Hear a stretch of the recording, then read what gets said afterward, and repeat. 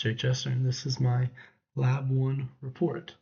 And so, here's the introduction. The purpose of this experiment was just to show, or just to compare predicted and measured results in a experiment of an object over time, where we rolled this object, which was a battery in our case. We rolled it and just see how it would change over time. And the principles that were shown in this lab were first Newton's second law, and as you can see, it's demonstrated by the formula on the right, on the top right, which is force is equal to mass times acceleration, which is equal to mass times the derivative of the acceleration, which is equal to the derivative of the momentum. And so, also another principle that was demonstrated here was the velocity and position update formulas, which are located on the right as well, which is and the final position is equal to the initial position plus the initial or velocity times t plus 1/2 times acceleration times the time squared. And the velocity update formula is the final velocity, which is equal to the initial one plus the acceleration times time. Another principle that was shown here was constant motion. And constant motion in a system, and our system was a battery where we rolled it on a table, and the surroundings is just earth and the table. And so for our experiment, just some of the initial quantities.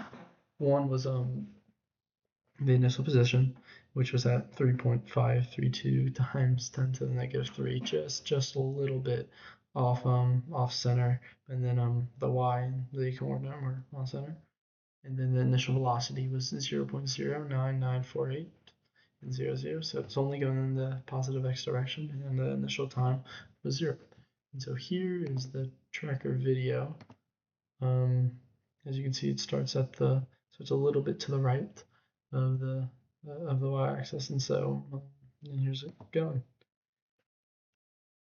And I put a lot of points very close to each other, so there was definitely error in that, in my eye, and like how I set those points down. But here are the results. And so the blue line is the predicted one, where we ran a code to predict what would actually happen. The orange line is what actually happened and what I actually measured in the tracker. And so as you can see, my results showed that the battery sped up or covered more distance. And then the predicted version, that could have been due to a lot of reasons.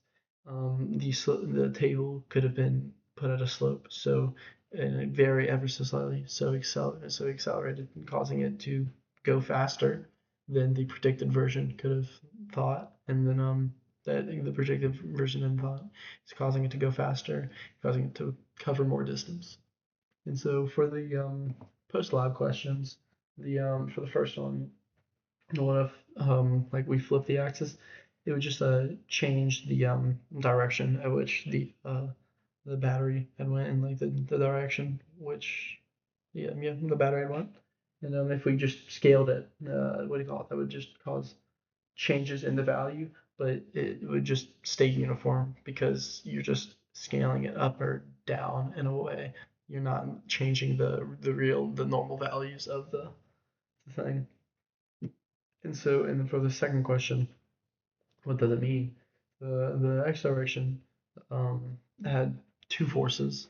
There was the initial applied force of us pushing the battery, and then its reciprocal force of friction, which was acting against it, canceling it out, which creates a 0 net force. And later, the force slows it down, and additionally, in the y-axis, we had gravity and the force of the table counteracting each other. So the battery wasn't going up and down, obviously. So causing the net 0 force in the y direction. So this was my Lab 1 report. Thank you.